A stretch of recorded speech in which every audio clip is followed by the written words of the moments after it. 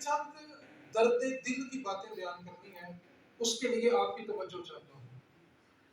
سوال یہ پیدا ہوتا ہے کہ اولاد کو آخر ماں باپ کا حق پتہ کیوں نہیں چلتا؟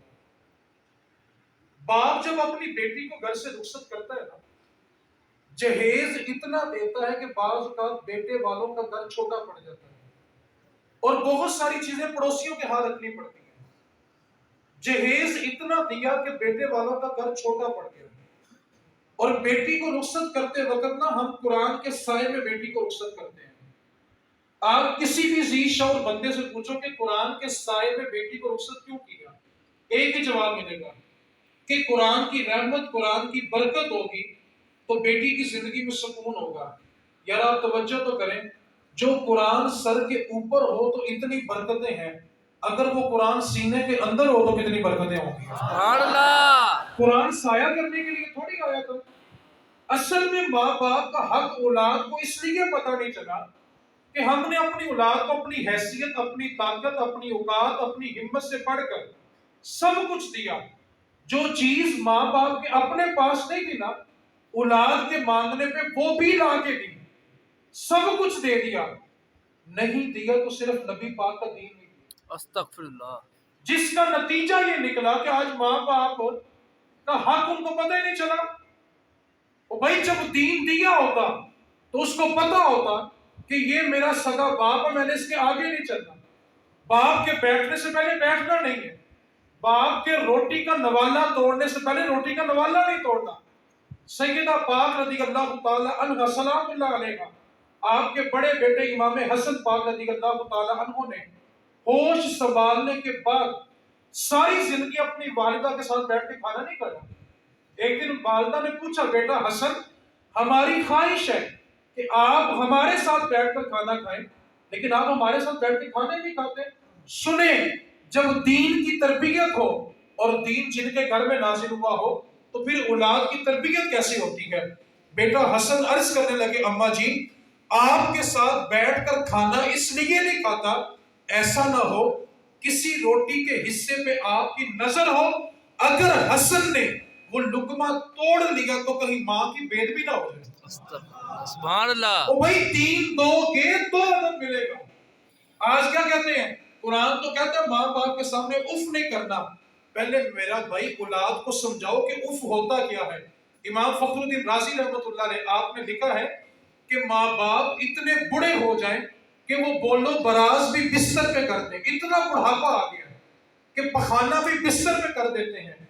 تو امام رازی نے کیا فرمایا؟ توجہ میری طرف کریں، آپ کو مسئلہ سمجھاؤں۔ امام رازی کہتے ہیں اگر اولاد نے اپنے ناک کے آگے کپڑا رکھ کے صفائی کی اور ماں باپ کے دل سے صرف یہ خیال بھی گزرا نا کہ اولاد کو اس بدبو سے تکلیف ہوتی ہے، تو یہ خیال کا گزرنا بھی لفظ اف میں شامل ہے۔ اولاد کو تو اتنی رخصت نہیں ہے، لیکن یہ اولاد کو کب پتہ چلے گا؟ جب اس اولاد کو دین دیا ہوگا، دین سے بچا بچا کے نسلیں جوان کر دی۔ اور اگر آپ میری بات سے ناراض نہ ہوں تو میں آپ کی توجہ بھی چاہتا ہوں، جس اولاد کو دین نہیں نہ دیا، اس بات کو پلے باندھ لیں۔ آپ نے 1.5 کروڑ کا گھر دے دیا، 50 لاکھ کی گاڑی دے دی، لیکن اگر باپ کے مرنے کے بعد غسل بیٹے نے نہیں دیا تو اس سے بڑا غریب کوئی نہیں۔ آپ کی گاڑی، آپ کا بنگلہ کس کام کا آیا کہ آپ کے مرنے کے بعد آپ کے جوان بیٹے آپ کو ہاتھ لگانے کے لیے تیار نہیں ہے؟ ایک لمحے کے لیے غور کریں، آج جس اولاد کی خاطر صبح و شام گرمی سردی حلال حرام کی کوئی تمیز نہیں ہے، کبھی سوچے کہ میرے مرنے کے بعد میرے بچے مجھے ہاتھ لگانے کے بھی تیار ہے کہ نہیں ہے؟ آپ تصور کریں، باپ کی میت گھر کے صحن میں پڑی ہوتی ہے، جوان 4-5 بیٹے سر پہ کھڑے ہوتے ہیں اور وہ کسی کو ٹیلی فون کرتے ہیں، آ کے ابو کو غسل دے دو۔ اس سے بڑا غریب باپ کون بڑا؟ ابو کا موبائل ابو کی نشانی ہے، چیک بک ابو کی نشانی ہے، گاڑی ابو کی نشانی ہے، تو باپ کے بدن سے جو کپڑے اترے وہ غریب کو دیے، وہ تیرے باپ کی نشانی نہیں تھی؟ ساری زندگی اولاد کو دین سے بچا بچا کے جوان کیا، بڑھاپے میں کس حقوق کے ہم دعوے دار ہیں؟ ان کو دین دو، دین۔ ہم رسم و رواج دے رہے ہیں۔ رسم و رواج کی انتہا بلا کیا ہو گئی ہے؟ اگر آپ تھوڑا درد سننا چاہیں تو ماں باپ ساری زندگی نا رسم و رواج دے کے جاتا ہے، دین نہیں دیتا، نتیجہ کیا نکلتا ہے؟ جس وقت ماں باپ کو قبر میں دفن کر کے اولاد پیچھے پلٹتی ہے نا، ماں باپ کو اس وقت دعاؤں کی ضرورت ہوتی ہے اور بچے گھر چاولوں کی پلیٹیں بانٹ رہے ہوتے ہیں۔ اس سے بڑا ظلم بھی ماں باپ کے ساتھ میں کرنا ہے؟ میرے باپ نے ساری زندگی میری لیے زندگی گزاری، مجھے پالنے کے لیے میرے باپ نے اپنے مالک کی گندی گالیاں بھی سنی ہوں گی، مجھے پالنے کے لیے میرے باپ نے مشقت کی، تپتی دھوپ میں مزدوری کرتا رہا، تھر تھراتی سردی میں مزدوری کرتا رہا، اور جب میرے باپ کو میرے پڑھے ہوئے قرآن کی ضرورت ہو، میں مدرسوں میں جا کے بچوں کے کر لیتا ہوں، میرے باپ کے لیے قرآن پڑھو، میں کیوں نہیں پڑھتا؟ اولادوں کو رسم و رواج اتنے دے دیے کہ اولاد تو باپ کے لیے بیٹھ کے قرآن ایک سپارہ پڑھنے کے لیے تیار نہیں ہے۔ چیلم کے اوپر کیا ہوتا ہے؟ اتنی لمبی پرچی آتی ہے، اتنے ہزار مرتبہ یہ، اتنے لاکھ مرتبہ یہ، اتنے 100 قرآن پڑھ لیے۔ میں نے ایک جگہ رک کے پوچھ لیا، میں کہ یار اتنی لمبی پرچی لے کے آئے ہو، صرف ایک بات کا جواب دو، اتنی لمبی پرچی میں سے مرنے والے کے بچوں نے کیا پڑھا ہوگا؟ اور اگر آپ سنی لوگ میری بات کو درد سے سمجھیں، میں آپ کی کمپنی کا بندہ ہوں، کیونکہ جو ایسی باتیں کرے سب سے پہلے تو ہم نے یہ ٹھیکہ لیا ہوا نا، سنیت سے اٹھا کے بائک پھینک دیں، یہ ٹھیکہ کسی کے پاس نہیں ہے۔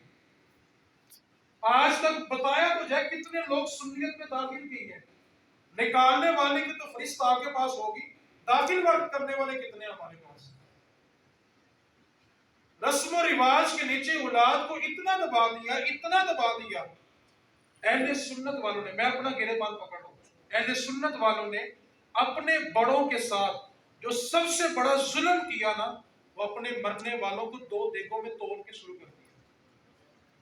باپ نے ساری زندگی مزدوری اس لیے کی تھی کہ قرآن کا سپارہ ایک نہ پڑھنا، نماز ایک نہ پڑھنا، اور 2 دیگیں پکا کے برادری اکٹھی کر کے یہ بتانا کہ باپ کا بڑا وفادار ہے۔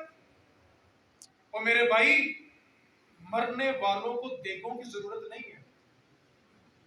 آپ ایک فیصلہ کریں، آپ ماشاءاللہ ذی شعور ہے، سمجھدار ہے، ایک پلڑے میں 100 دیگیں پکا کے رکھ دو، اور دوسرے پلڑے میں بیٹا اتحیات میں یہ بیٹھ کے کہے ربنا اغفر لی والی والدی، سبحان اللہ، اللہ مجھے بھی بخش دے، میرے ماں باپ کو بھی بخش دے۔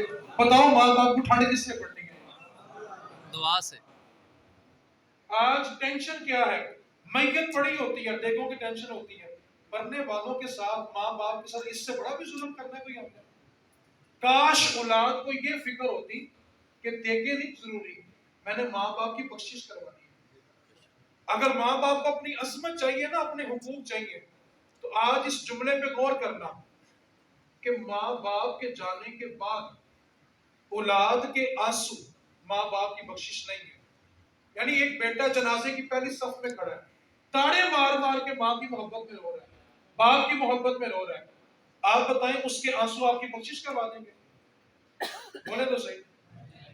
ایک بات کو اور بھی توجہ سے سنیں، ماں باپ کے ساتھ دنیا میں سب سے بڑا دھوکہ یہ ہوتا ہے کہ اس کی اولاد اس کے جنازے میں خاموش کھڑی رہے۔ اس سے بڑا دھوکہ ماں باپ کے ساتھ اور کوئی نہیں ہو سکتا۔ ہمیں نا ماں باپ کی عظمت مرنے کے بعد یاد آتی ہے، اور میں کہتا ہوں ماں باپ کی عظمت ان کی زندگی میں ان کو سناؤ، تاکہ زندگی میں ان کو سمجھ آئے کہ ماں باپ ہے کیا۔ اس کی تشریح میں یوں کیا کرتا ہوں، جتنا پھل ماں باپ کے چیلم میں پڑا ہوتا ہے نا، اتنا زندگی میں کھلایا ہوتا، ماں باپ بیچارے بیماری سے مرتے ہی نہ۔ تھوڑا ظلم اور سن لیں گے کہ نہیں؟ جی سنائے سنائے، پکی بات ہے، کیونکہ نا ہم بلیتی کھا کھا کے نا دیسی کا مزاج نہیں رکھتے۔ پہلی پریشانی تو لگی کہ مولوی نے بلایا کتنے اللہ معاف کر، ایسا ہی ہے نا، کیونکہ ہمارا مزاج ہی نہیں، ہم رسم و رواج چھوڑنے کے لیے تیار ہی نہیں ہے۔ آپ سے میرا ایک سوال ہے، توجہ ہے حضرات کی؟ توجہ ہے حضرات؟